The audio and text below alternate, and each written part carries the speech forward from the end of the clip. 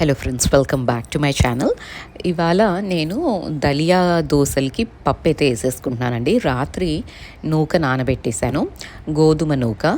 ఈ దలియా దోశలు నేను చాలాసార్లు చూపెట్టానండి డీటెయిల్డ్గా, కానీ మళ్ళీ కొందరు అడుగుతున్నారు, అందుకని ఇవాళ డీటెయిల్గా చూపెడతాను. దీని మెజర్మెంట్స్ ఎట్లా తీసుకుంటానంటే 1 కప్ మినప్పప్పుకి 2 కప్స్ ఆఫ్ గోధుమ నూక, పెద్ద నూక ఉంటుంది చూడండి, అది తీసుకుంటాను. అండ్ హాఫ్ కప్ కానీ 1 కప్ కానీ మీరు రైస్ వేసుకోవచ్చు, depending upon your preferences. And కొంచెం మెంతులు, కొంచెం అటుకులు, దాట్స్ ఇట్ అండి. అండ్ ఇది వేసేసుకొని చాలా healthy version of dosa, like millet dosa ఎలా వస్తుందో ఇది కూడా అంతే. అండ్ మీరు చెప్పే అంతవరకు మోస్ట్ ఆఫ్ ద టైం ఇంట్లో వాళ్ళకైతే ఆ టేస్ట్ డిఫరెన్స్ అన్నది తెలీదు. అట్లీస్ట్ మా ఇంట్లో వాళ్ళకైతే డిఫరెన్స్ తెలియదండి ఏ దోశ వేస్తున్నాను అనేది, until I tell them. So ఇది ట్రై చేయండి, healthy version of dosa.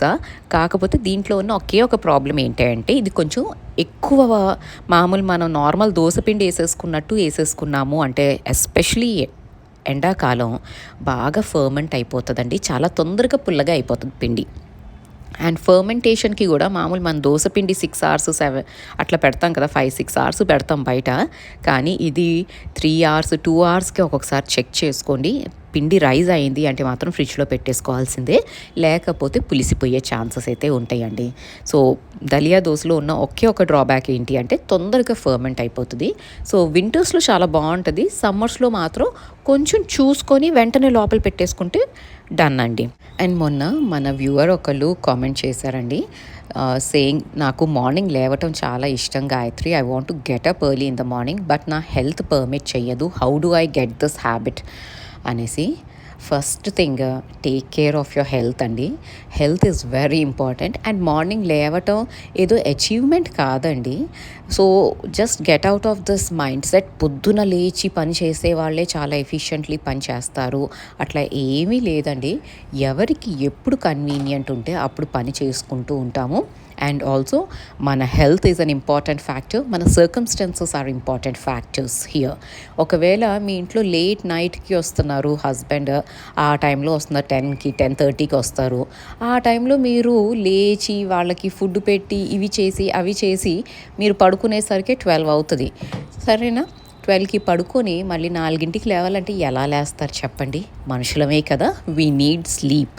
So ఈ సర్కమ్స్టాన్సెస్, హెల్త్, ఈ ఫ్యాక్టర్స్ అన్నీ కౌంట్ అవుతాయండి మార్నింగ్ లేవాలి అంటే. సో ఇవన్నీ చూసుకొని అకార్డింగ్లీ హ్యాబిట్స్ అన్నవి డెవలప్ చేసుకోండి. అండ్ ఒకవేళ ఎవ్రీథింగ్ ఈజ్ ఫైన్ అండ్ మీరు కొంచెం అలవాటు లేదు, you want to get in to this habit అన్నీ అనుకున్నప్పుడు మాత్రం డైరెక్ట్లీ 7 o'clockకి లేచేవాళ్ళు డైరెక్ట్లీ 4 o'clockకి అలారం పెట్టుకొని లేచేద్దాము అని ట్రై చేస్తే వర్కౌట్ అవ్వదండి. అది 1 day చేయొచ్చు, 1 week చేస్తారేమో, దాని తర్వాత మీకు విసుగు వచ్చేసి you will just quit that habit. So నాకు ప్రాక్టికలీ అనిపించేది ఏంటి అంటే, if you are getting up at 7 o'clock and you want to get up bit early అనుకోండి, just start by getting up at 6 o'clock. 1 hour prepone చేసుకోండి లేవటం. అలా చేయటం వల్ల ఏంటంటే మరీ హెక్టిక్గా అయిపోదు మీకు. అండ్ మెల్లిగా 6 నుంచి ఇది కంఫర్టబుల్ అయిపోయింది, 6 o'clockకి లేవటము, అలా మోగకుండా కూడా లేచేయగలుగుతున్నాము అన్నప్పుడు అప్పుడు మెల్లిగా షిఫ్ట్ చేసుకొని 5:30 5 మీరు డిజైర్ చేసుకున్న టైంకి పెట్టుకోండి అలాం. ఈ రకంగా 21 days ప్రాక్టీస్ చేయండి. ఏ హ్యాబిట్ అయినా 21 days చేస్తే మనకి అలవాటు అయిపోతుందంట బాడీకి. సో నేను అలాగే ట్రై చేశానండి. స్టార్టింగ్లో నాకు 4:30కి లేవటం వాజ్ అ ఛాలెంజ్. నేను 5కి 5:15కి అట్లా లేచేస్తాను, కానీ 4:30 is a dead, I mean ఆ ఫిగర్, ఆ నంబర్ అన్నది నాకు కొంచెం ట్రొమాటిక్గా అనిపిస్తుంది. అమ్మో 4కి లేవాలా నేను అని. కానీ ఇలా అలారం పెట్టుకొని కొంచెం బద్ధకాన్ని పక్కన పెట్టి లేచి అట్లా ప్రాక్టీస్ చేశానండి. So it worked for me. కానీ again I'm telling you, if you do not get up early also it's not a big deal at all. And ఇక్కడ మీతో మాట్లాడుతూనే నేను ఏం చేశాను అంటే మిక్సీ వేసేసుకొని ఆ మిక్సీని కూడా థరో క్లీనింగ్ అయితే చేసేసుకుంటున్నానండి. ఈ లోపల ఈ గ్రూవ్స్లో ఏమవుతుంది అంటే, మనం ఎప్పుడైనా చట్నీ చేసినా మసాలాలు ఏమన్నా వేసుకున్నా కూడా కొంచెం ఆ వాటర్ అన్నది అక్కడ పడిపోయి అక్కడ పేరుకుపోతుందండి మురికి. సో ఐ ఎన్షూర్ దట్ ఇది ప్రాపర్గా క్లీన్ చేస్తాను. అండ్ దీన్ని మాత్రం వెట్ వైప్తోనే క్లీన్ చేస్తున్నానండి. నాకు ఇదే హాయిగా అనిపిస్తుందండి. లిటరలీ చెప్తున్నాను కదా, ఒక గుడ్డ పెట్టుకొని దానికి మళ్ళీ ఒక సొల్యూషన్ పెట్టుకొని క్లీన్ చేసే కంటే ఒక వెట్ వైప్ తీసుకొని ప్రాపర్గా క్లీన్ చేస్తే దానికి కొంచెం ఈ శానిటైజర్స్ లాంటివి ఏవో ఉంటాయి కదా, ఆల్కహాల్ వెట్ వైప్స్ ఉంటాయి కదా, వాటితో క్లీన్ చేసుకున్నాము అంటే స్టెయిన్స్ ఈజీగా పోతుంది, మురికి భలే పోతుంది, అండ్ మనం పెద్ద ఎఫర్ట్ పెట్టాల్సిన అవసరం లేదు. So each and every nook and corner of the grinder అయితే ప్రాపర్గా క్లీన్ చేసేసుకుంటున్నానండి. అండ్ ఇది ఏ కంపెనీ అని అడిగారండి, ఇది బోష్ కంపెనీ. ఇది నేను ఆల్మోస్ట్ 1 ఇయర్ 2 ఇయర్స్ అయినట్టుందిలేండి, 1.5 ఇయర్ అట్లా. అండ్ చాలా బాగా అయితే వర్క్ చేస్తుంది. Only drawback with these mixies ఏంటి అంటే ఆ ప్లాస్టిక్ లిడ్ ఫ్రీక్వెంట్గా యూజ్ చేసే జారు కలర్ ప్లాస్టిక్ కదండి, అది కొంచెం డిస్కలర్ అయిపోతూ ఉంటుంది ఎంత మనం ఇమ్మీడియట్లీ క్లీన్ చేసుకున్నా కూడా. ఎందుకంటే నా మిక్సీ జార్స్ నేను క్లీన్ చేసేసుకుంటానండి, హౌస్ హెల్ప్కి వెయ్యను అసలు. అయినా కూడా రెగ్యులర్లీ చట్నీ అన్నది ఎవ్రీ డే చేస్తాం కదా, సో ఆ జార్స్ అయితే కొంచెం కలర్ మారిపోయింది, చట్నీ జార్ మాత్రం. మిగతా జార్స్ అన్నీ ఇంటాక్ట్ అయితే ఉన్నాయి. దట్స్ ద ఓన్లీ డిసడ్వాంటేజ్ అనిపించింది. అండ్ సౌండ్ కూడా కొంచెం భయంకరమైన సౌండ్ వస్తుందండి, చుట్టుపక్కల వాళ్ళందరూ నోటీస్ చేసే అంత సౌండ్ అయితే వస్తుంది మనం మిక్సీ వేసినప్పుడు. సో అదొకటి డ్రాబ్యాక్ అనమాట ఈ మిక్సీది. అండ్ ఇంకా ఈ పనులన్నీ ఫినిష్ చేసుకుంటున్నప్పుడు మా హౌస్ హెల్ప్ ఇవాళ రాదండి తను. సో నిన్నే చెప్పింది. సో నేను మెంటలీ ప్రిపేర్ అయిపోయి లేచిన వెంటనే ఇల్లు చిమ్మేసుకొని అండ్ నిన్న నైటే కొన్ని గిన్నెలు కడిగేసుకున్నాను. కానీ బ్రేక్ఫాస్ట్లు అవి చేసిన గిన్నెలు డిషెస్ అవి ఉంటాయి కదా, సో అవి ఇప్పుడు క్లీన్ చేసేసుకుంటున్నాను. అండ్ ఈ దోశ ప్యాన్ గురించి కూడా బోల్డ్ అండ్ క్వెర్రీస్ అయితే వస్తున్నాయండి.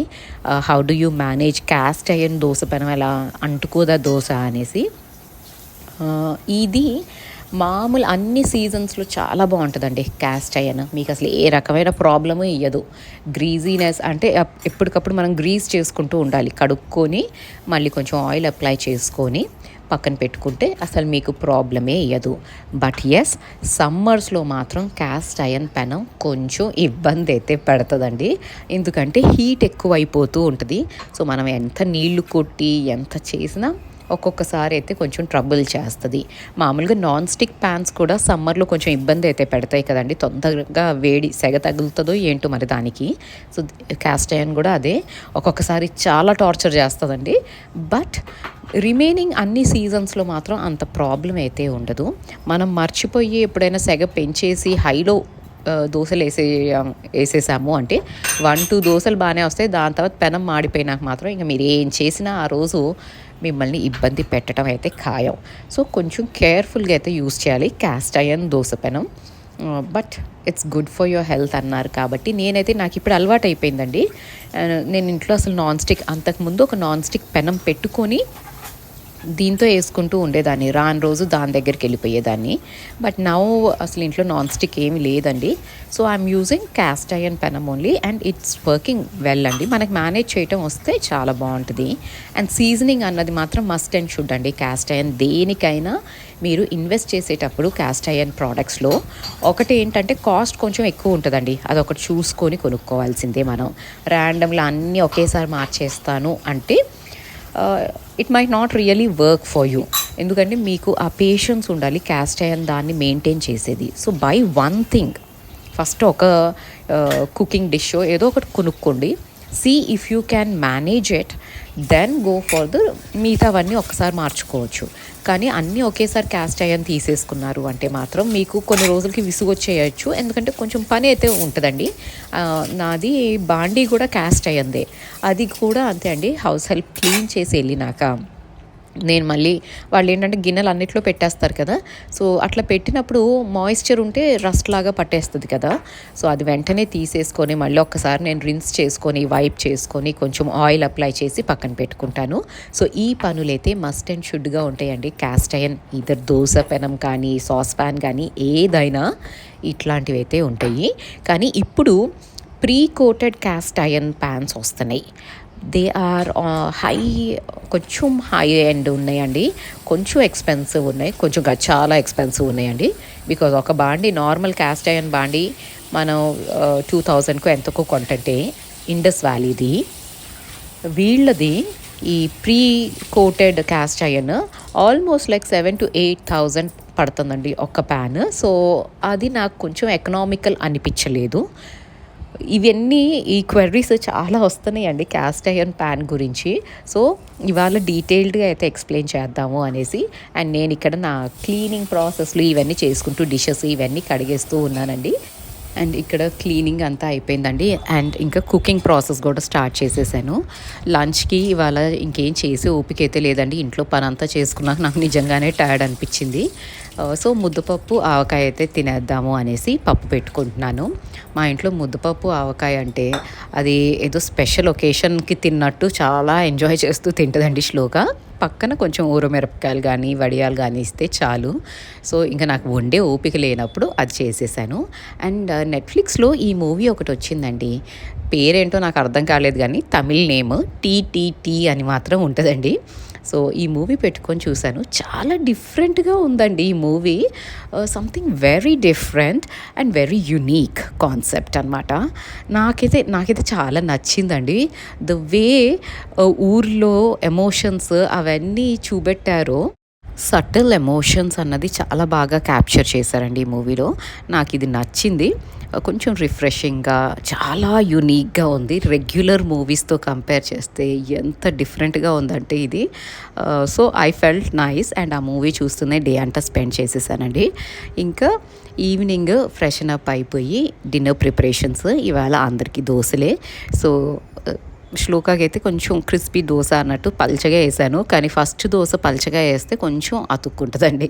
సో అది తీయటానికి నానా తంటాలు పడుతున్నాను. అండ్ ఆల్సో ఇక్కడ బార్లీ వాటర్ పెట్టేశాను.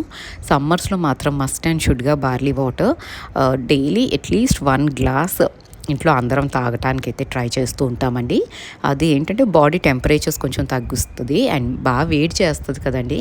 So barley water is best and also for your skin it is good అని నేను చదివాను.